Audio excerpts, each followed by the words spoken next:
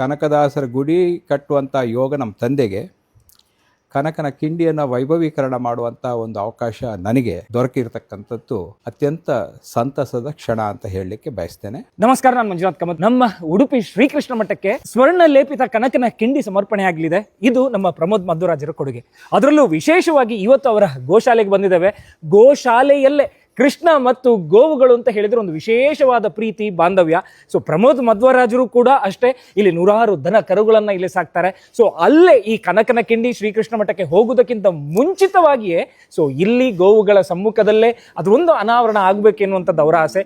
ಶ್ರೀಕೃಷ್ಣ ಮತ್ತು ಕನಕದಾಸರ ತೀವ್ರವಾದ ಭಕ್ತಿಯನ್ನಿಟ್ಟಂಥ ಕುಟುಂಬದಿಂದ ನಾನು ಬಂದಿದ್ದೇನೆ. ನಮ್ಮ ತಂದೆ ತಾಯಿ, ನಾನು, ನಮ್ಮ ಕುಟುಂಬ.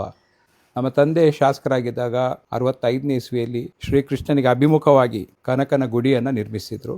ಕೆಲವು ಸಮಯದ ಹಿಂದೆ ಸ್ವಾಮಿಗಳ ಹತ್ರ ನಾನು ಆ ಕನಕನ ಗುಡಿಯನ್ನು ನಾವು ಸ್ವಲ್ಪ ಜೀರ್ಣೋದ್ಧಾರ ಮಾಡಬೇಕು, ಅದಕ್ಕೆ ಅನುಮತಿ ಕೇಳಿದಾಗ ಸ್ವಾಮೀಜಿಯವರು ಹೇಳಿದರು, ಕನಕನ ಕಿಂಡಿಗೂ ಕೂಡ ಒಂದು ಸ್ವರ್ಣ ಲೇಪಿತ ಕವಚವನ್ನು ಮಾಡಬೇಕು ಅಂತ ಸ್ವಾಮಿಗಳು ತಮ್ಮ ಇಂಗಿತವನ್ನು ವ್ಯಕ್ತಪಡಿಸಿದಾಗ ನಾನು ತಕ್ಷಣ ಮಾತಾಡದೆ ಒಪ್ಕೊಂಡೆ. ಕನಕದಾಸರ ಗುಡಿ ಕಟ್ಟುವಂಥ ಯೋಗ ನಮ್ಮ ತಂದೆಗೆ, ಕನಕನ ಕಿಂಡಿಯನ್ನು ವೈಭವೀಕರಣ ಮಾಡುವಂಥ ಒಂದು ಅವಕಾಶ ನನಗೆ ದೊರಕಿರ್ತಕ್ಕಂಥದ್ದು ಅತ್ಯಂತ ಸಂತಸದ ಕ್ಷಣ ಅಂತ ಹೇಳಲಿಕ್ಕೆ ಬಯಸ್ತೇನೆ.